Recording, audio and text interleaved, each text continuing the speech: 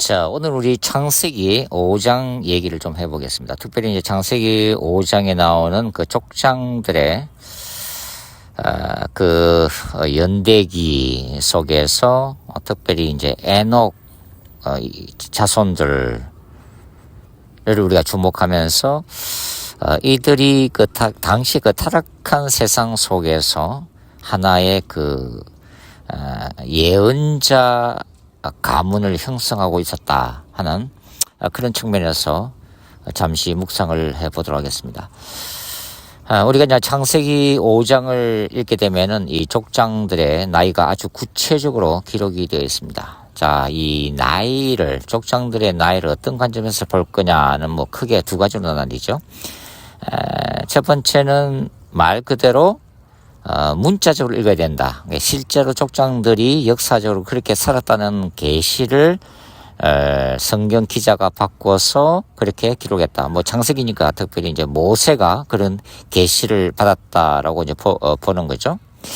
물론 이 모세가 받았던 창세기를 포함한 모세 오경은 나중에 이제 바벨론 포로 이후에 유대인 편집진들에 의해서 전체 내용이 편집이 되기는 하지만 기본적으로는 모세가 받은 계시 전승에 기초하고 있다고 하는 거죠.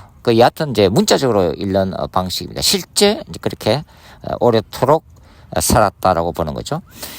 두 번째 관점은 이런 문자적인 나이보다는 상징적인 의미를 더 중요시 여기는 학자들입니다. 그러니까 이 족장들의 나이가 사실은 10이라든지 7이라든지 3이라든지 이런 완전수의 조합의 기초에서 어떤 신학적인 의미를 더 중요시 여기는 그런 관점입니다. 실제 나이냐 아니면은 신학적인 나이냐라고 하는 것은 계속해서 논쟁이 되고 있지만 저는 개인적인 차원에서는 이 문자적인 해석을 기초로 하면서 신학적인 해석을 더 중요시 여기는 입장에 서 있습니다.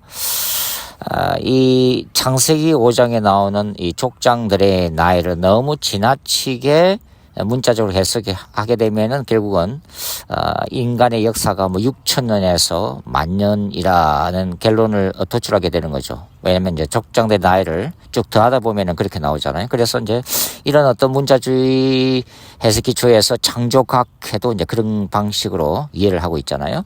네, 그렇게 좀 극단적으로 보면은 좀 곤란하지만 그렇다고 해서 이 문자적인 이 나이가 전혀 실제적인 나이가 아니고 상징성만 띠고 있다라고 보기에도 좀 힘들다고 하는 거죠. 왜냐하면 신약 성경 중에 하나인 유다서를 읽어보면은 바로 유다서 1장 14절에 이 창세기 5장의 족장들의 나이를 그대로 인정하고 기록하고 있다는 것을 볼 수가 있습니다. 바로 이 에녹에 대해서 기록하면서 에녹이 아담의 7대 손이라고 분명히 기록을 하고 있다고 하는 거죠. 이것은 창세기 5장을 문자적으로 이해하고 있다는 것을 말해주고 있습니다.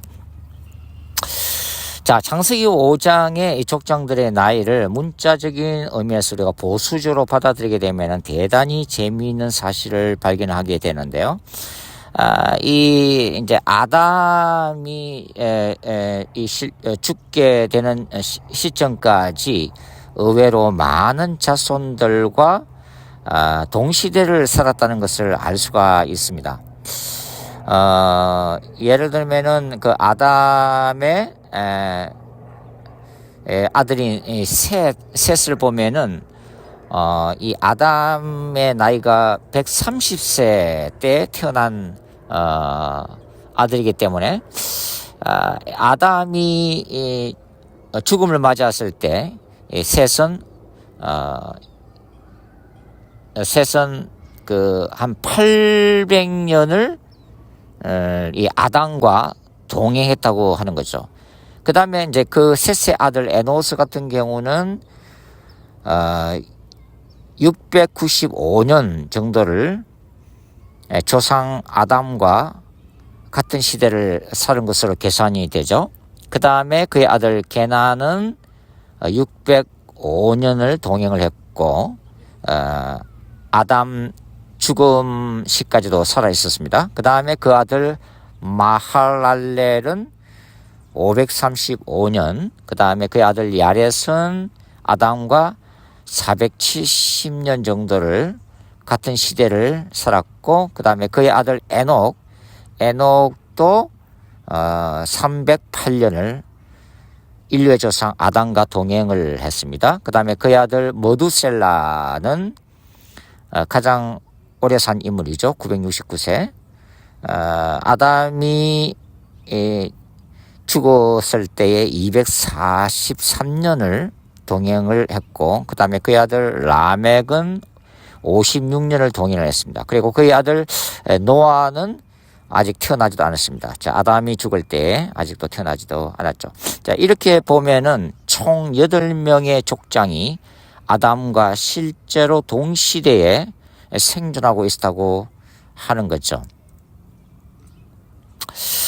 그러니까 여기서 우리가 어떤 것을 이제 우리가 상상할 수 있냐면은, 이런 인물들이 아담과 동시대를 살았기 때문에 아담과 많은 얘기를 나누었다고 하는 것입니다. 그러니까 아담 자신의 증언을 통해서 자신이 어떻게 하나님이 창조하셨으며 에덴 동산에서 그 우주적 성전의 축소판인 에덴 동산에서 어떻게 하나님의 제사장으로서 에덴 동산을 관리했고, 그 어떻게 사탄과 뱀의 유혹에 빠져서 선악과를 따먹게 되어서 에덴 동산에서 추방되었으며, 그 다음에 어떻게 자기 아들 이제 그 가인이 아벨을 죽였으며, 그 다음에 그 이후에 그의 후손들 가운데 죄가 점점 관영해서 타락한 세상이 되었는지를 생생하게 증언을 해주었다고 하는 거죠. 그렇다 이러면은 이러한 우리가 소위 창세기 1장부터 이 10장 까지 이렇게 원역사로 보면서 어떤 신화적인 그런 얘기로 우리가 취급하는 경향성이 있지만, 이런 관점에서 보면은 바로 이 창조 이야기가 아담의 입을 통해서 그 자손들에게 생생하게 구전으로 전승되었다는 것을, 노아까지 이렇게 전승되었다는 것을 우리가 이제 알 수가 있다고 하는 거죠. 굉장히 재미있는 부분이라고 하는 거죠. 그런데 우리가 여기서 이제 주목할 게 뭐냐면, 자, 이 창세기 5장의 족장들 중에서 이제 그 에녹이라는 인물부터 우리가 주목을 할 필요가 있습니다. 왜냐하면 제가 이제 아까 말씀드린 것처럼 에녹부터 노아는 그 타락한 시대 가운데 하나님이 이 계시를 준 바로 예언자적인 가문으로서의 그 어떤 그 정통성을 가지고 있다고 하는 측면에서 보면은 에녹도 그가 하나님께 어떤 이 종말론적인 계시를 받는 어떤 시점부터 그러니까 아담은 인류의 조상이면서 굉장히 첫 창조의 주역이기 때문에 굉장히 중요한 그 신학적인 의미를 가지고 있는 인물이죠. 이 조상 이 아담과 많은 얘기를 공유하면서 나누었지 않을까, 그런 가능성이 굉장히 높다고 이제 보는 거죠. 자, 여기서 이제 우리가 이 에녹부터 우리가 좀 살펴보도록 하겠습니다. 자, 에녹이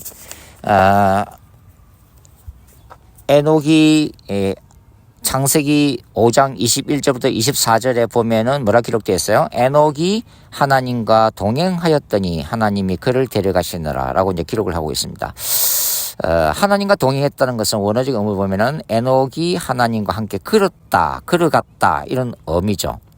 그리고 이 히브리서 11장 5절에는 뭐라 기록하고 있어요? 히브리서 기자가 이 에녹이 믿음으로 하나님께 죽음을 보지 않고 옮겨졌다 이렇게 이제 기록을 하고 있죠. 그러니까 이제 이 에녹이나 그 다음에 엘리야는 말 그대로 이 인간의 불순종의 죄를 통해서 인류 안에 들어왔던 이 하나님의 심판인 육체적인 죽음을 보지 않고 성천한 두 명의 아주 특이한 케이스라고 하는 거죠. 이것은 이 어찌 보면 예수 그리스도 안에서 신약적인 관점으로 보면은 예수 그리스도 안에서 이 영원한 생명, 즉 부활의 어떤 종말론적인 어떤 의미까지 이렇게 보여주는, 구약적인 예표를 통해서 보여주는 케이스다라고도 우리가 해석을 할 수 있는 그런 부분이죠. 자, 이 에녹에 대해서 이제 유다서 1장 14절부터 15절에 보면은 굉장히 중요한 언급을 하고 있습니다. 에녹이 7대 손인 에녹이 우리 시대에 대하여 예언하였으니 보라, 주가 많은 거룩한 자와 함께 오시어 모든 불경건한 자를 심판할 것이다 라고 이제 유다서가 기록을 하고 있는 거죠. 여기 이제 아까 말씀드린 것처럼 이제 에녹이 7대 손이다. 이거는 창세기 5장에 나와 있는 족장들의 그 족보에서 아담을 1대 손으로 1대로 봤을 때 에녹이 7대 손에 해당되는 거죠. 그러니까 창세기 5장의 족보를 그대로 문자적으로 인정을 하면서 동시에 이 유다서는 바로 에녹서, 특별히 1장과 10장의 내용을 그대로 인용해서 이 14절과 15절에 걸쳐서 기록을 해놓고 있습니다. 자, 여기서 이제 중요한 것은 바로 에녹스라고 하는 거죠. 에녹스. 자, 에녹스는 이 외경에 속합니다. 정경이 아니죠. 에녹스는. 에녹스를 뭐 정경으로 인정하는 것은 에티오피아 정교회가 지금도 이 정경으로 포함을 하고 있지만 그 외에 기독교 종파들은 정경에 넣지 않고 외경으로 분류를 하고 있습니다. 그러나 이 에녹스가 굉장히 중요한 역할을 했다는 것은 숨길 수 없는 사실이죠. 왜냐하면 신약 성경 기자인 유다서가 이 에녹스의 본문을 인용해서 에녹에 대해서 기록하고 있다는 사실은 바로 제2성전기를 통해서 초대교회 안에서 이 에녹스가 굉장히 광범위하게 초대교회 안에서 읽혀졌다는 것을 반증을 하고 있습니다. 자, 이 에녹스는 바로 이 에녹이 천상 여행을 하면서 하나님의 계시를 받았던 바로 어떤 예언자다라고 기록을 해놓고 있습니다. 에녹이 천사들과 교류하고 이 악한 천사들에 대한 종말론적인 심판, 그리고 악인들의 멸망을 예언하고 있다고 하는 거죠. 유다서가 1장 14절에서 15절에 이 에녹이 우리 시대에 대하여 예언하였으니 보라, 주가 많은 거룩한 자와 함께 오시어 모든 불경건한 자를 심판하실 것이다 라고 하는 이 말씀은 1세기에 이 교회 공동체에 침투해 들어온 거짓 교사들, 소위 초기 영지주의자들에 대한 이 경고로서 기록하고 있는 거죠. 1세기의 상황에서 기록을 하고 있습니다. 근데 사실은 이 유다서는 이제 우리의 관점에서 보면은 바로 예수 그리스도의 재림 사건과도 연결할 수가 있습니다. 예수께서 재림하실 때 많은 거룩한 자와 함께 오셔. 그게 이제 계시록 19장에 나와 있는 백마를 타고 이 땅에 오실 바로 종말론적인 하나님의 거룩한 전사로서의 그리스도의 재림에 대한 요한의 환상과도 연결될 수 있는 그런 부분이라고 하는 거죠. 여하튼 에녹은 1세기의 그 상황 속에서 이 말씀을 기록을 해놓고 있습니다. 그러니까 우리가 이제 이 에녹은 말 그대로 그 시대의 타락한 시대 가운데서 이 하나님의 종말론적인 심판을 선포한 첫 번째 어떤 본격적인 선지자다, 이렇게 이제 볼 수가 있는 거죠.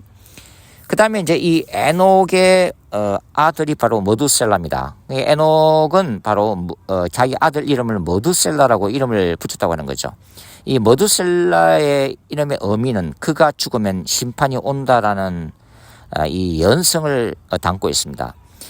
이 에녹이 왜 자기 아들 이름을 머두셀라라고 지었을까요? 바로 그가 하나님의 종말론적인 계시를 받기 때문이죠. 그러니까 이 타락한 세상을 하나님이 반드시 심판할 거라는 것을 에녹이 알았던 거고, 그래서 에녹은 바로 그 이 타락한 세상 속에서 살았던 삶을 청산하고 그의 남은 인생을 하나님과 동행하는 거룩한 삶을 살게 된 것은 바로 이 종말론적인 이 환상, 예언과 계시를 받았기 때문이라고 하는 거죠.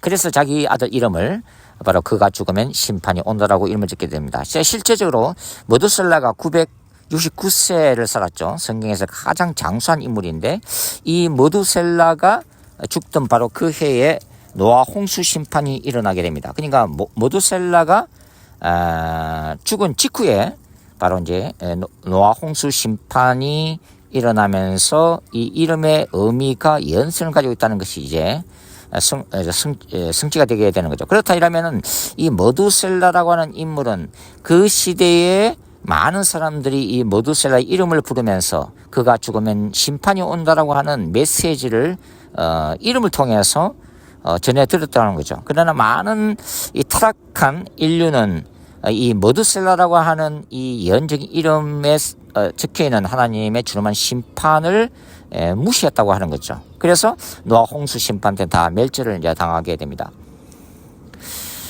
그 다음에 이 머두셀라의 이제 아들이 바로 라멕이죠. 라멕인데 이 라멕은 물론 창세기 5장에서 이 라멕이 어떤 선지자적인 역할을 했다. 뭐 그런 어떤 기록은 없지만 적어도 이 라멕이 자기 아들 이름을 노아라고 이제 붙였잖아요. 바로 이 노아라고 하는 것이 뭐냐면 위로하실 것이다 이런 뜻이죠. 그렇다면은 이 라멕은 이 할아버지 에녹과 아버지 머두셀라의 이 종말론적인 심판에 대한 그 가르침을 그대로 이어받아서 장차 인류가 심판당할 것임을 알고 있었다고 하는 거죠. 그럼에도 불구하고 하나님의 그 언약과 그 구원의 역사를 믿고 이 아들을 통해서 하나님께서 다시 한번 아들의 사역을 통해서 인류를 위로해 줄 것이다라는 의미에서 이름을 위로하심이라는 의미를 담고 있는 이 노아라고 이름을 지었다고 하는 거죠. 그래서 이 라멕의 이 이름을 붙이는 의미는 말 그대로 노아 시대의 재창조 회복의 예언적인 언어다라고 우리가 볼 수가 있겠습니다. 그리고 바로 노아는 베드로 후서 2장 5절에서 사도 베드로가 기록하고 있는 바와 같이 바로 의의 전파자였다고 하는 거죠. 그래서 노아는 하나님의 구체적인 계시를 받고 120년 동안 산 위에서 노아 방주를 짓고 그가 방주를 짓는 그 모습 그리고 그가 실제적으로도 그 타락한 세상 가운데서 하나님의 의의 심판을 끊임없이 경고했다는 의미로 바로 베드로는 노아를 선지자로 규정을 하고 있다고 하는 것이죠. 그래서 우리가 창세기 이제 5장에서 바로 이제 에녹과 머두셀라와 그 다음에 라멕과 노아는 말 그대로 타락한 세상에 대한 하나님의 준엄한 심판을 경고하는 예언자적인 가계를 형성하고 있다. 예언자 가문이다라는 것을 우리가 알 수가 있겠습니다. 자, 이 창세기 5장의 이야기는 결코 구약의 이야기로 끝나지 않습니다. 이것은 바로 사도 요한이 밤모섬에서 봤던 요한 계시록의 전체 문맥과 신학적인 메시지와도 통하고 있는 거죠. 예수께서 마태복음 24장에서도 경고하셨던 것처럼 예수님의 재림이 임할 때에 사람들은 타락해서 노아 시대와 같이 먹고 마시는 것에 골몰하겠지만 그러나 인자의 재림은 바로 어느 날 갑자기 그렇죠? 준비되지 않는 사람들 가운데는 바로 심판으로 정말로 심판으로 임할 것이라고 하는 준엄한 경고를 하고 있기 때문에 이 창세기 5장의 이 메시지가 바로 오늘날에게도 우리에게 어떤 의미심장한 종말론적인 메시지를 던져주고 있다. 이렇게 우리가 볼 수가 있겠습니다.